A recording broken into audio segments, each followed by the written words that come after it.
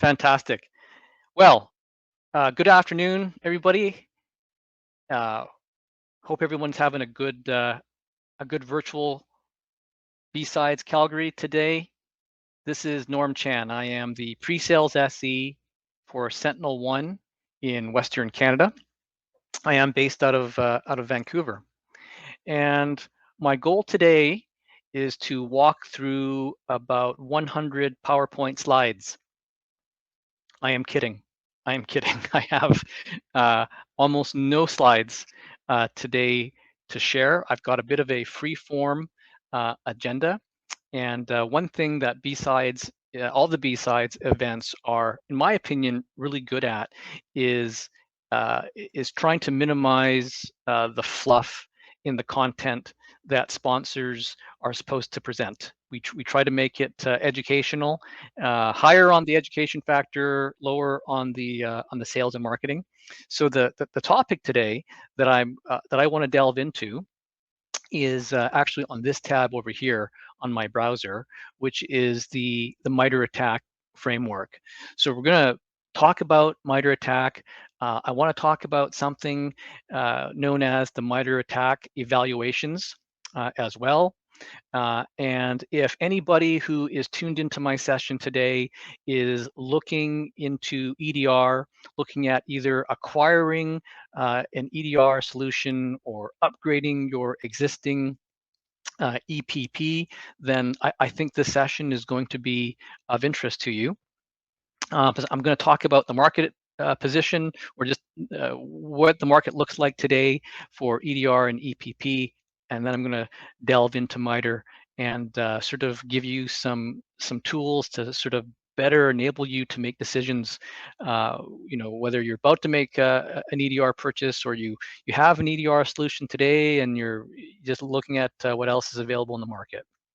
So as I mentioned this at the beginning of the session, but based on my setup right now with my single screen, I don't have visibility into the chat and Q&A. So if you do want to ask a question or chat, I'll get to them near the end of the session. So let's go ahead. I actually have close to 0 slides. I'm going to start with this tab over here, and this for those of you who have not seen this before, this is Gartner's Magic Quadrant for EPP, or endpoint protection platforms. And for a lot of people who are in the market for EPP, EDR, in fact, Gartner more or less rolls EDR, or endpoint detection and response, into something that just should be a fundamental part of a endpoint protection platform. They don't really distinguish between the two anymore. So what you can see, and for those of you, this is probably who've seen this before, it's probably pretty obvious. In the Gartner Magic Quadrant report, people always look to the top right corner. Okay, because these are the companies that are perceived market leaders or identified as Gartner as market leaders. So you can see who is in the leaders quadrant today. But what you also likely know is that, and SentinelOne is right up there with many of my esteemed competitors. What you probably know as well is the Gartner Magic Quadrant. It is not a technical evaluation of the products offered by the manufacturers. It's a two-dimensional chart, and on the horizontal axes you have their completeness of vision. So more or less, does the company and their offerings line up with where Gartner believes the market should be going to, or what the market should be offering? And then on the vertical axes, you have the ability to execute. Does Gartner believe that the company will be able to execute on said vision? Marketing, how many calls is Gartner receiving about the said vendor, etc.? So this is not a technical evaluation of the technologies. And there's many different ways that you can technically evaluate endpoint protection or EDR. But today, what I'm going to cover is the ones that are done by MITRE. So I'm going to pivot over to here, and this is the. So by the way, so MITRE Corporation In case you do not know, MITRE Corporation, a US-based nonprofit, they're charged with doing a lot of advanced research into a number of important areas of technology. In the realm of cybersecurity, probably one of the most useful things that they have developed is the attack matrix, or the attack matrix for enterprise, or just attack in general. Attack is an acronym, and it stands for Attacker Tactics and Techniques and Common Knowledge. One way that I like to think of MITRE ATT&CK is it attempts to enumerate in its entirety all of the different ways and means that attackers and hackers and threat adversaries are using to hack into the enterprise. So what I have up here right now is the attack matrix for enterprise. And what you can see is across the top of the columns is you have so-called tactics.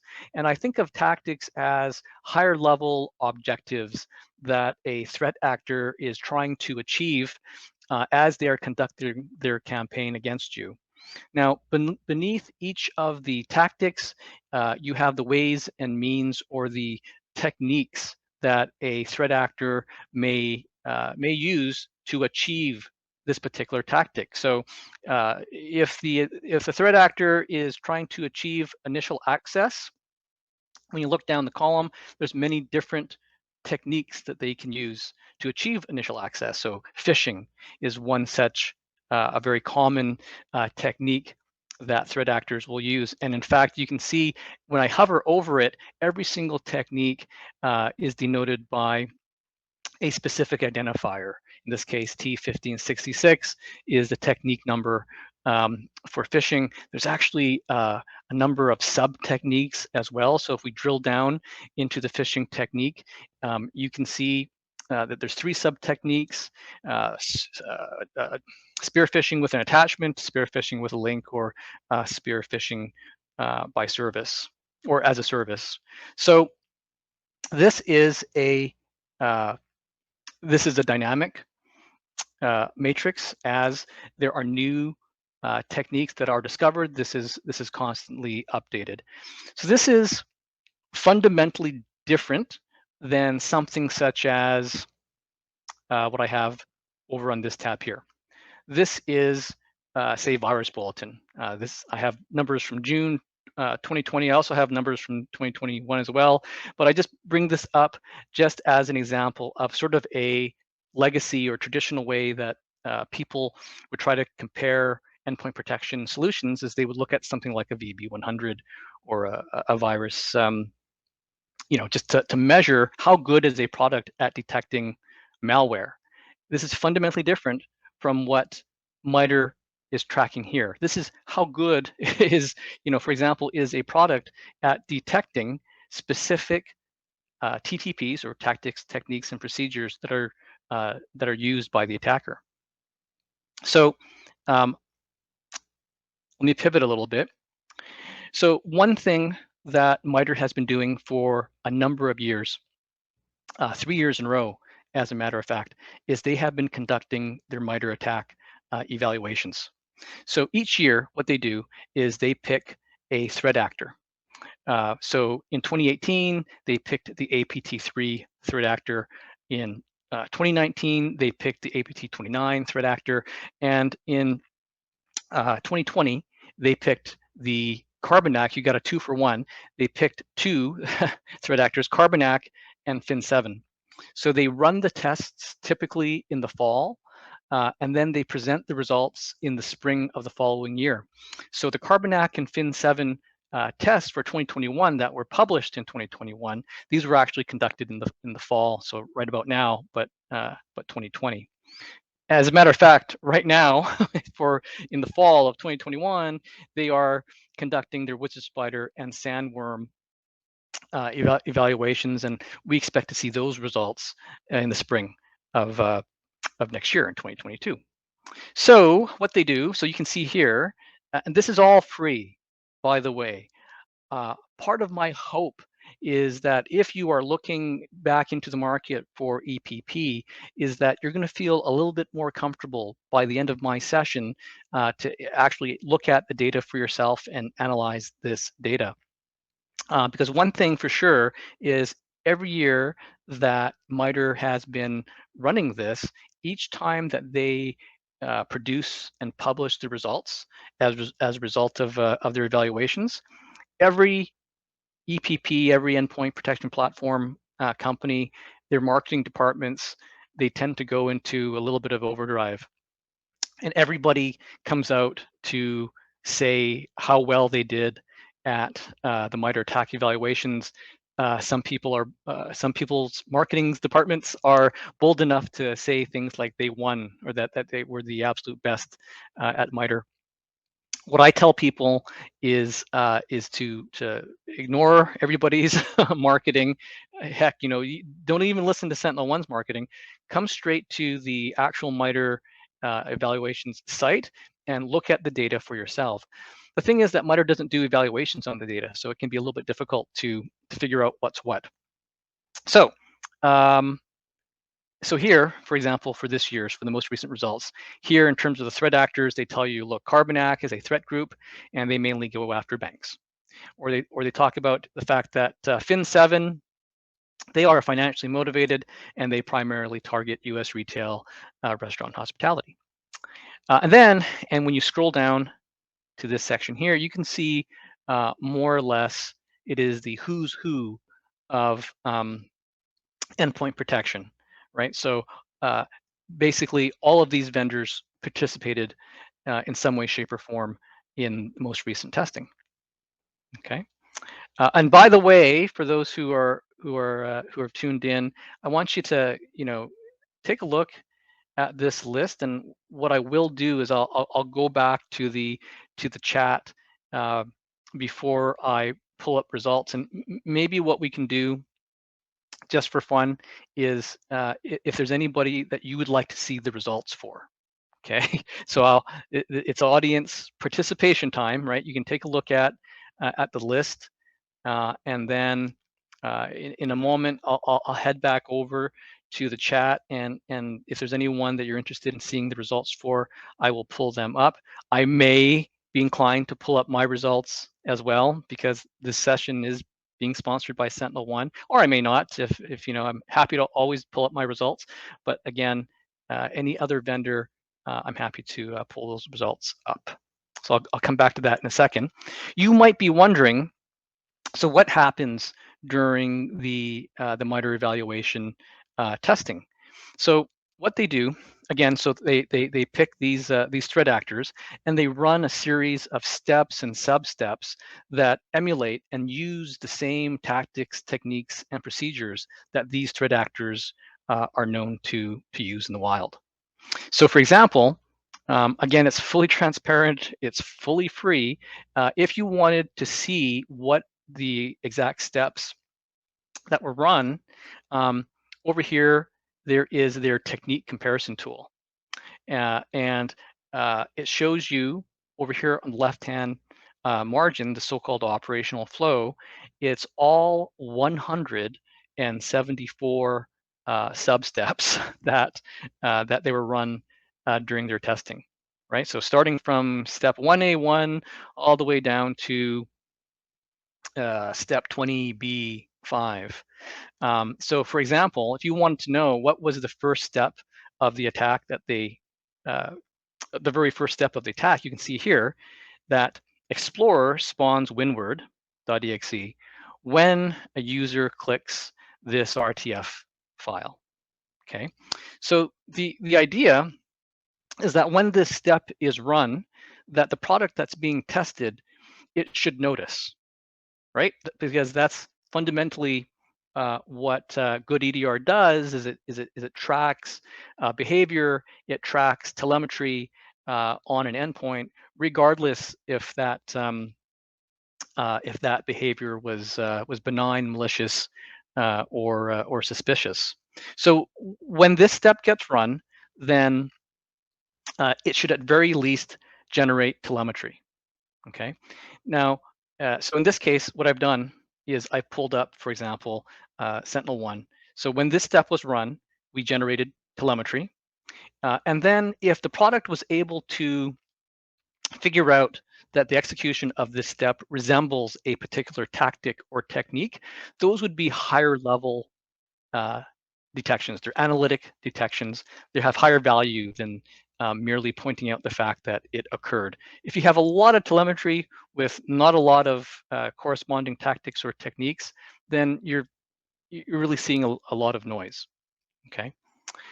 So what else do I want to say about this? Maybe what I'll do is I'm going to pop back just real quick over to the chat, and I want to see if anyone's nominated any particular vendors whose results that we want to bring up. So let me just pop back over there real quick, back over here, and I'm going to pop over to the chat.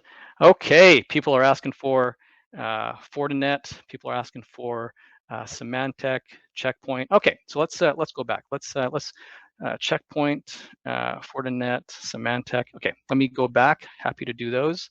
Stand by. Okay, so what we can do is we can pull up checkpoints. So I heard somebody ask about Checkpoint. Okay, so I'll pull up their results in the tab.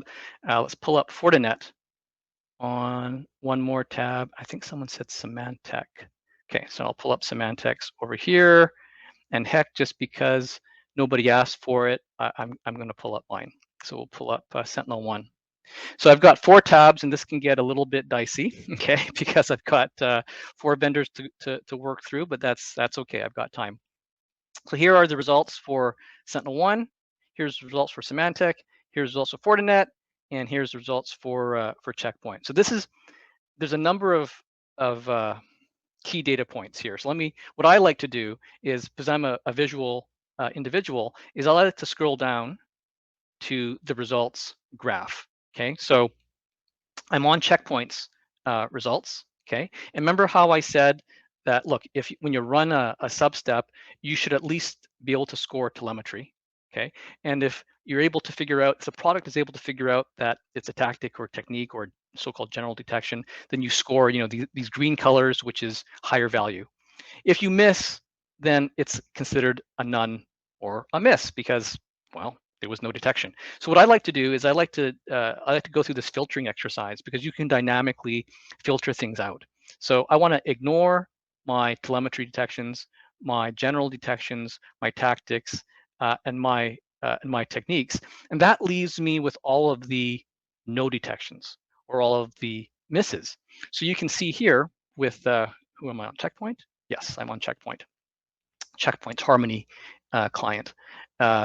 This is where Checkpoint was weak, or this is where Checkpoint was blind, right? So 3 times over here, yeah, probably 2 times over here, and probably 1 over here. We could, this is a delayed malware execution step, and we could drill down into each of these to figure out exactly where Checkpoint was unable to detect.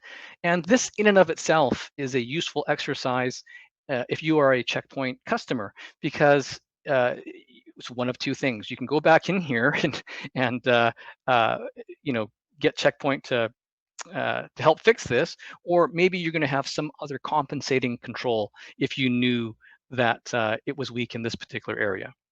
So again, we can do this for the other vendors. And again, if you're signed in right now, sitting at home, try to follow along, head over to the MITRE ATT&CK evaluations and you can click along with me, or I'm sure this session is being recorded. You can view it after the fact. Let's take a look at Fortinet's results. So again, I like to scroll down over to here and just filter out their telemetry, their general, their tactics, and their techniques. And so, if I was just, oh, by the way, I don't know if this shows up very well on the video, but there's also a very darker blue section here. And what this section represents is, this is the first year that MITRE did multi-platform testing. So in the previous 2 years for both APT3 and APT29, they did pretty much exclusively Windows OS attack testing. This year, multi-platform, they tested both Linux and they tested Windows.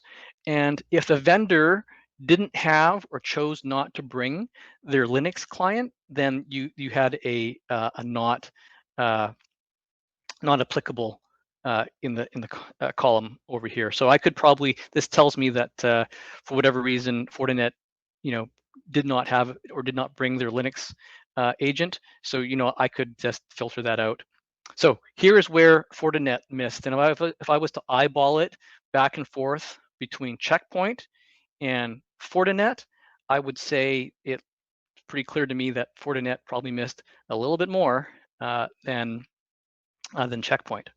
And let's do it again. Let's do it again with Symantec. Okay, filter out their telemetry and their general and their tactics and techniques.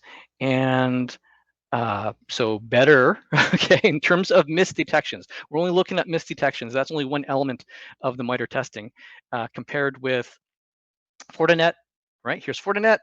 Here is Symantec.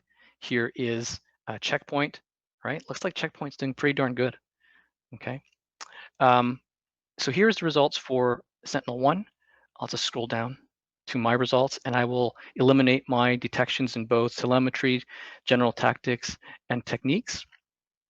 And this is where SentinelOne missed in this year's testing.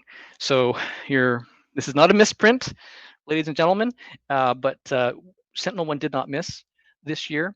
It's never happened in 3 years of testing. No other vendor has nailed the detections perfectly. We're the only vendor to do this, so we did pretty darn good in terms of not missing a step during the Carbonac and Fin7 scenarios. So that's one way to look at the data. There's a number of other ways that you can look at the MITRE ATT&CK data. So for example, one thing they don't tabulate for you, let me show you, is what they call what they call changes.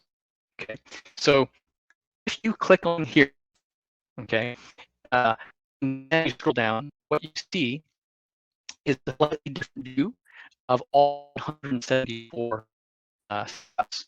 Okay, so it's all shown on screen. Each of the steps, what they did, right? You can drill down to get the screen looks like inside, in this case, the last console.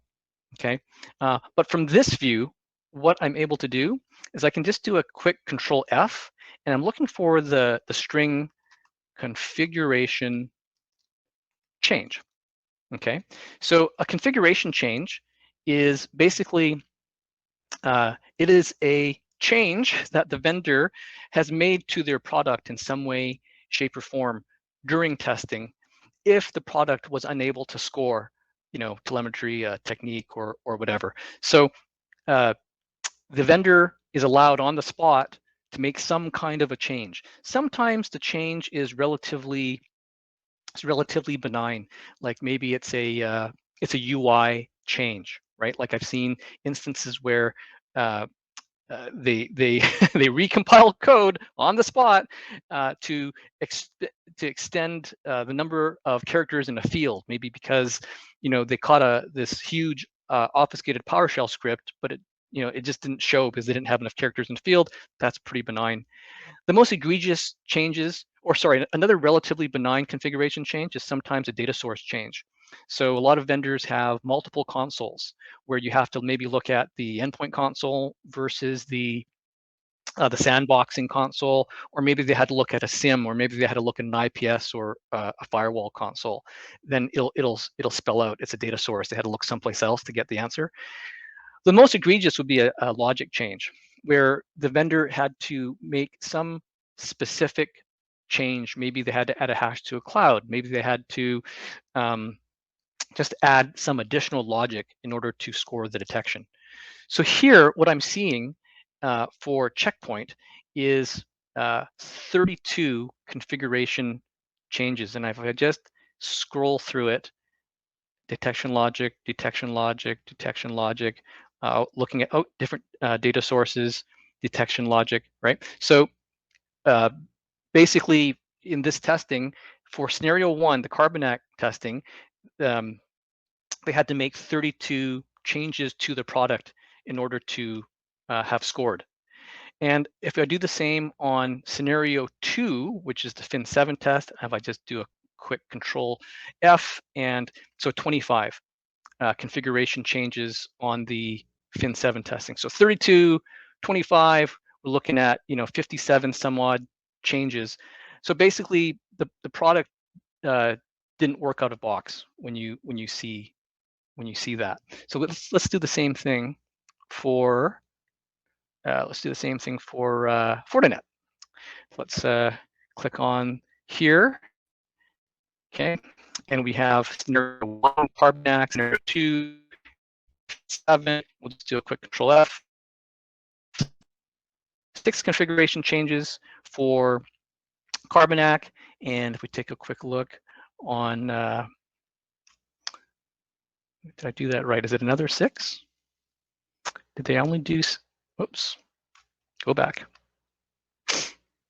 Control Find. Yeah, 6. So 12. 12 in total. 12 versus what was it? 57 changes for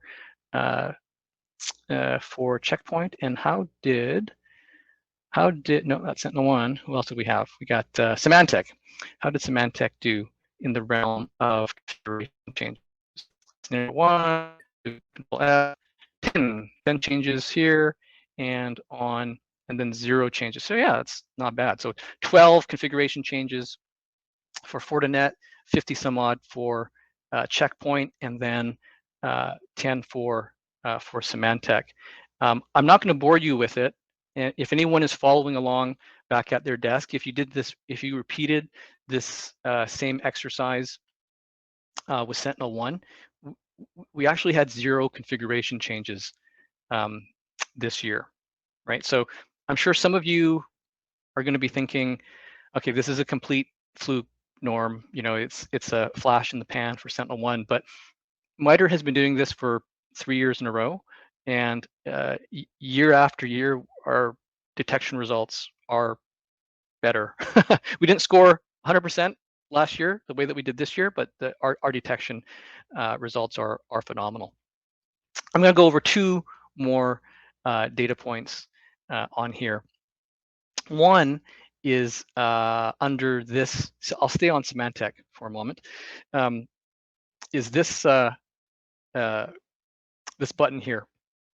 This is the protections test. And if you click on it, what you see is 10 tests where they were testing the actual protective capability of the products. Because you can imagine when they run the detection capability, they normally have to turn the products down just to do detection, because most products, they're going to stop the attack. You would hope they would stop the attack.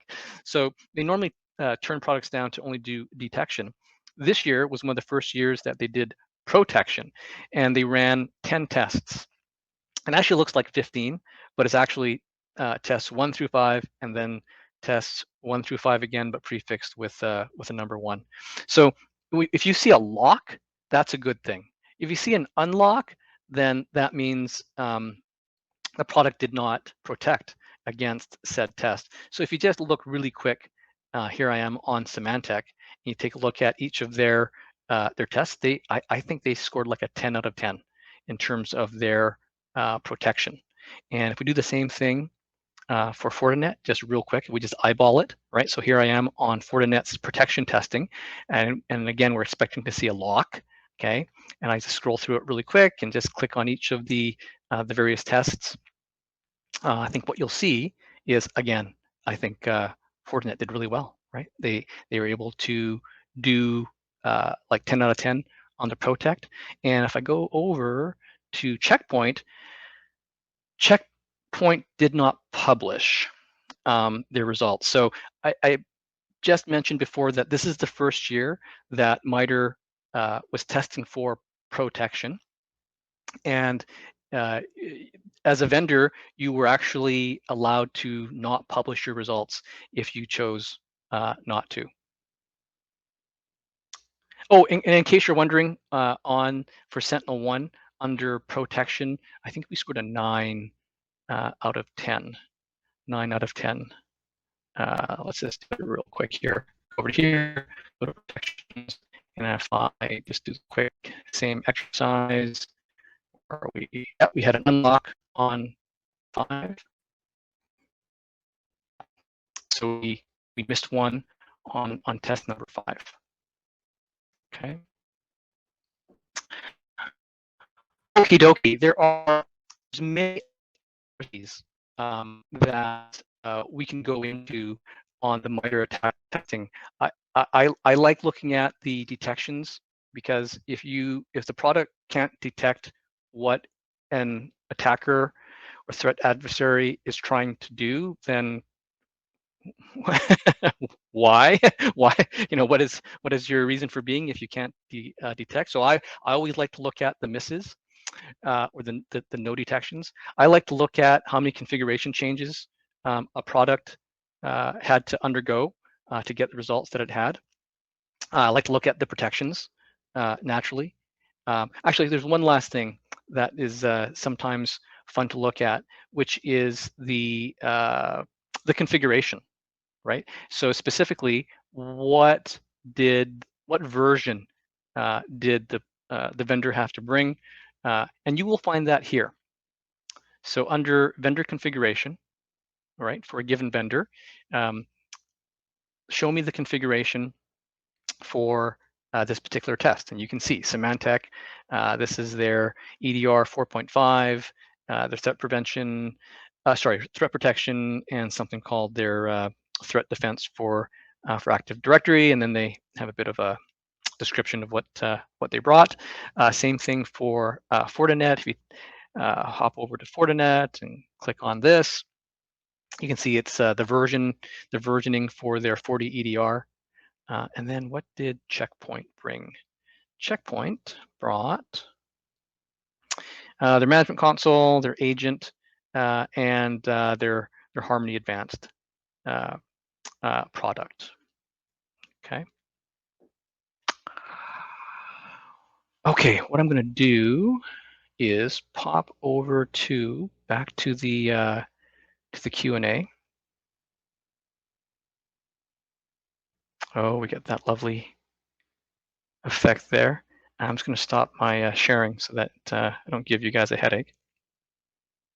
Okay. And maybe what I'll do is I will look for any questions in the chat, any questions in the Q&A, and I'm taking a quick look. I do not have any questions in the chat or the Q&A. Fantastic. So, ladies and gents, I hope you learned something new, or at least one thing. Hope you learned at least one new thing from this from today's session. I hope that you feel a little bit more confident if you had to go and look at the MITRE data and sort of look at some of the data points that would be of interest to you. There are other ways to slice and dice that data. I was engaged with a customer who was overrun with their current vendor. It's just noisy, right? So they wanted to know by looking at the MITRE evaluation data, how can I figure out which product is less noisy? There's ways of looking at that by simply counting up the number of telemetry data points or the number of techniques that a product is spitting out given one step. And sometimes it's nuts. There's one of the vendors, I won't call them out right now, but they had like 5 technique detections with just one step. Like you ran one step in the testing and the console just lights up and says, it could be this technique, could be that technique. Maybe it's this technique. It's like 5 techniques, right? So that's noisy. That's probably not, a vendor that you would likely want to go with if you're trying to reduce noise. I digress. I'm going to wrap the session a little bit early. Thank you very much. For those of you who have tuned in, again, my name is Norm Chan.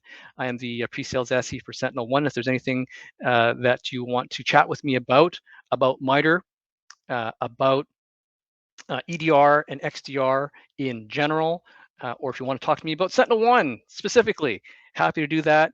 I'm monitoring the booth, or feel free to reach out to me on LinkedIn. Thank you very much.